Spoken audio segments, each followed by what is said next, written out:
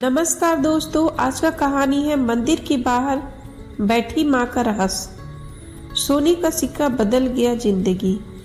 मंदिर के बाहर बैठी बूढ़ी माँ और उस सोने के सिक्के के रहस्य। शहर के पुराने हिस्से में एक बहुत प्रसिद्ध देवी मंदिर था। मंदिर के चारों ओर हमेशा भक्तों की भीड़ लगी रहती थी। कोई हाथ में फूल लेकर आता, कोई प्रसाद लेकर, तो कोई अपनी परेशानियों का समाधान मांगने। लेकिन मंदिर की सीढ़ियों के किनारे एक बूढ़ी माँ रोज सुबह से शाम तक चुपचाप बैठी रहती थी। उसका नाम था गंगा माँ। सफेद बाल, झुर्रियों से भरा चेहरा, कमजोर शरीर और आंखों में एक अजीब सी चमक। वह न किसी से भीख मांगती थी और न किसी के सामने हाथ फैलाती थी। बस मंदिर की सीढ़ियों के पास बैठकर भगवान की मूर्ति को देखती रहती और धीरे धीरे कहती, माँ मुझे कुछ नहीं चाहिए, बस मेरे बच्चों की सही रास्ता दिखा देना। लोग उसे देखकर तरह तरह की बातें करते। कोई कहता लगता है बूढ़ी पागल हो गई है, कोई हंसकर कहता अगर भगवान ने दिया होता तो आज यहाँ बैठी होती क्या। लेकिन गंगा माँ किसी की बात बुरा नहीं मानती। उसके पास हमेशा एक छोटी सी पुरानी कपड़े की पोटली रहती थी और उस पोटली में था एक चमकता हुआ सोने का सिक्का। वह सिक्का साधारण नहीं था। गंगा माँ उसे हर दिन मंदिर की सीढ़ियों पर रखती, उसके सामने फूल चढ़ाती और फिर उसे वापस अपनी पोटली में रख लेती। एक दिन मंदिर के पुजारी ने उससे पूछा, माँ तुम इस सिक्के को रोज यहाँ क्यों रखती हो। गंगा माँ मुस्कुराई, उनसे सिक्के को अपनी हथेली में लिया और बोली, पंडित जी यह सिक्का मेरी माँ ने मुझे दिया था। पुजारी ने आश्चर्य से पूछा, तुम्हारी माँ ने? हाँ, लेकिन यह तो बहुत पुराना सिक्का लगता है। गंगा माँ की आंखें नम हो गई। वह बोली, मेरी माँ ने मरने से पहले मुझसे कहा था, बेटा जब जिंदगी में ऐसा दिन आए जब तुझे लगे कि दुनिया में कोई तेरा नहीं है, तब इस सिक्के को मंदिर की देवी के सामने रख देना। जिस दिन इसका असली मालिक तुझे मिल जाएगा उसी दिन तेरी जिंदगी का सबसे बड़ा दुख खत्म हो जाएगा। पुजारी कुछ समझ नहीं पाया। उसने पूछा, असली मालिक? लेकिन यह सिक्का तो तुम्हारा है। गंगा माँ ने धीरे से कहा, नहीं पंडित जी, यह कभी मेरा था ही नहीं। मैं तो सिर्फ इसकी रखवाली कर रही थी। यह बात सुनकर पुजारी भी हैरान रह गया। लेकिन गंगा माँ ने इसके आगे कुछ नहीं बताया। गंगा माँ का अतीत लगभग 40 साल पहले गंगा माँ की शादी एक छोटे किसान परिवार में हुई थी। उसका पति बहुत मेहनती था। उसके पास ज़्यादा जमीन नहीं थी, लेकिन दोनों अपनी छोटी सी दुनिया में खुश थे। कुछ साल बाद उसके घर एक छोटा बेटा पैदा हुआ था। गंगा ने उसका नाम रखा मोहन। मोहन उसकी जिंदगी था। वह कहती थी, मेरे पास धन नहीं है, लेकिन मेरा बेटा ही सबसे बड़ी दौलत है। मोहन बड़ा होने लगा। गंगा माँ उसे पढ़ाना चाहती थी। वह चाहती थी कि उसका बेटा गरीबी से बाहर निकले, लेकिन किस्मत को कुछ और ही मंजूर था। एक साल बाद गांव में भयंकर बाढ़ आई। गंगा का पति खेत से लौटते समय नदी की तेज धार में बह गया। उस दिन गंगा माँ की दुनिया उजड़ गई, लेकिन उसने हार नहीं मानी। उसने लोगों के घरों में काम किया, खेतों में मजदूरी की और अपने बेटे को पढ़ाया। मोहन पढ़ाई में बहुत अच्छा था। कुछ वर्षों बाद उसे शहर में नौकरी मिल गई। गंगा माँ को लगा कि अब उसका बेटा उसकी सारी परेशानियां दूर कर देगा। मोहन शहर चला गया। शुरुआत में वह हर सप्ताह अपनी माँ को फ़ोन करता, फिर महीनों में एक बार, फिर कई महीनों में, और धीरे धीरे फ़ोन आना बंद हो गया। मोहन की नौकरी अच्छी हो गई थी। उसने बड़ा घर खरीद लिया, नई कार ले ली। शहर में उसका अपना व्यापार भी शुरू हो गया, लेकिन अपनी बूढ़ी माँ के लिए उसके पास समय नहीं था। एक दिन गंगा माँ ने मोहन से पूछा, बेटा अगर समय मिले तो मुझे अपने पास ले चल, अब गांव में अकेले डर लगता है। मोहन ने कुछ देर चुप रहकर कहा, माँ अभी मेरे घर में बहुत जगह नहीं है, आप कुछ दिन बाद आ जाना। गंगा माँ समझ गई। उसने फोन रख दिया। उस दिन उसने पहली बार भगवान से शिकायत की। मंदिर में जाकर वह रोते हुए बोली, माँ मैंने अपने बच्चे के लिए पूरी जिंदगी लगा दी, अगर उसने मुझे भुला दिया तो मेरी गलती क्या थी। तभी मंदिर की एक वृद्ध साध्वी उसके पास आई।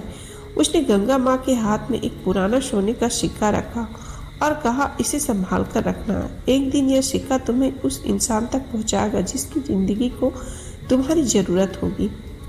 गंगा माँ ने पूछा कौन है। वह साध्वी मुस्कुराई, जब समय आएगा तुम्हें खुद पता चल जाएगा। अगले ही दिन वह साध्वी मंदिर से गायब हो गई। गंगा माँ ने उसे बहुत खोजा लेकिन उसका कोई पता नहीं चला। तब से वह उस सिक्के को संभाल कर रखने लगी। रश्मई अमीर आदमी एक शाम मंदिर के बाहर एक महंगी कार आकर रुकी।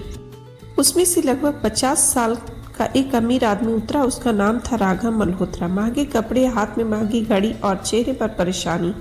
वह मंदिर की सीढ़ियों पर आकर बैठ गया। उसने अपना सिर दोनों हाथों में पकड़ लिया। गंगा माँ ने उसे देखा। कुछ देर बाद बोली, बेटा तुम परेशान हो। राघव ने चौंक कर उसकी तरफ देखा। आपको कैसे पता? गंगा माँ मुस्कुराई, जिसके पास सब कुछ होता है उसके चेहरे पर चिंता कम दिखाई देती है। तुम्हारे पास बहुत कुछ है, फिर भी तुम्हारी आंखें खाली है। राघव कुछ नहीं बोला। कुछ देर बाद उसने कहा, माँ मेरा सब कुछ खत्म होने वाला है। गंगा माँ ने पूछा, क्या हुआ? राघव बोला, मेरा कारोबार डूब गया। बैंक का बहुत बड़ा कर्ज है। कल तक पैसा नहीं मिला तो मेरा घर, ऑफिस सब चला जाएगा। गंगा माँ शांत रही, फिर बोली, पैसा चला जाए तो जिंदगी खत्म नहीं होती बेटा। राघव की आंखों में आंसू आ गए। माँ, बात सिर्फ पैसों की नहीं है। मैंने जिंदगी भर पैसा कमाया लेकिन अपने माता पिता के लिए समय नहीं निकाला। आज जब मुझे उनकी ज़रूरत है, दोनों इस दुनिया में नहीं है। गंगा माँ का कुछ पल उसे देखती रही, फिर उसने अपनी पोटली खोली। उसमें से वही सिक्के का सोने का सिक्का निकाला। राघव की नज़र सिक्के पर पड़ी। अचानक उसके चेहरे का रंग बदल गया। वह खड़ा हो गया। यह सिक्का? गंगा माँ ने पूछा। क्या हुआ बेटा? राघव कांपती आवाज में बोला, यह आपको कहाँ मिला? गंगा माँ ने कहा, मुझे एक साध्वी ने दिया था। राघव ने सिक्के को गौर से देखा। उसकी आंखों में आंसू निकलने लगे। माँ, यह सिक्का मेरे परिवार का है। गंगा माँ अस्तंभ रह गई। क्या? राघव ने अपनी जेब से एक पुरानी तस्वीर निकाली। तस्वीर में उसके पिता मंदिर के सामने खड़े थे और उसके हाथ में ठीक वैसा ही सोने का सिक्का था। सिक्के का असली रहस्य राघव ने बताया, मेरे पिता के पास ऐसे 2 सिक्के थे। एक उन्होंने मेरी माँ को दिया था और दूसरा मेरे दादा ने उन्हें दिया था। लेकिन कई साल पहले घर में चोरी हुई और वह सिक्का गायब हो गया। गंगा माँ ध्यान से सुन रही थी। राघव के ने आगे कहा, मेरी माँ मरने से पहले हमेशा यही बात कहती थी। उन्होंने कहा था, अगर कभी वह खोया हुआ सिक्का तुम्हें मिल जाए तो समझना कि भगवान तुम्हें तुम्हारी सबसे बड़ी गलती का एहसास कराने वाले हैं। गंगा माँ के हाथ कांपने लगे। उसने पूछा, तुम्हारी माँ का नाम क्या था? राघव ने कहा, सरस्वती। गंगा माँ की आंखें फट गई। उसने धीरे से कहा, सरस्वती? फिर उसे 40 साल पहले मंदिर में मिली वही साध्वी याद आई। राघव ने पूछा, आप उन्हें जानती थी? गंगा माँ ने सिर हिलाया। नहीं बेटा, लेकिन उन्होंने मुझे यह सिक्का दिया था। राघव ने सिक्का हाथ में लिया। सिक्के के पीछे एक बहुत सा छोटा निशान बना था। राघव ने उसे देखते ही कहा, यह निशान मेरे पिता अपने हर खास सामान पर बनवाते थे। दोनों कुछ देर तक चुप बैठे रहे। तभी गंगा माँ ने पूछा, तुम्हारे पिता का नाम क्या था? राघव बोला, हरि नारायण। गंगा माँ की आंखों में आंसू भर आए। उसने कहा, तुम्हारे पिता ही थे जिन्होंने मेरे पति की मौत के बाद मेरी मदद की थी। राघव चौंक गया। गंगा माँ ने बताया, तुम्हारे पिता उस समय हमारे गांव में अधिकारी थे। तुम्हारे पिता ने मेरे लिए, बेटे के लिए पढ़ाई के पैसे दिए थे, लेकिन उन्होंने कभी अपना नाम नहीं बताया। राघव की आंखें झुक गई। उसे पहली बार एहसास हुआ कि उसके पिता कितने अच्छे इंसान थे। और फिर गंगा माँ ने धीरे से कहा, तुम्हारे पिता ने तुम्हारी मदद की थी और शायद भगवान ने आज तुम्हें मेरी मदद के लिए यहाँ भेजा है। सबसे बड़ा मोड़। राघव ने गंगा माँ की पैर पकड़ लिए। माँ, मुझे माफ़ कर दीजिए। गंगा माँ घबरा गई। बेटा, तुम मुझे क्यों माफ़ी मांग रहे हो?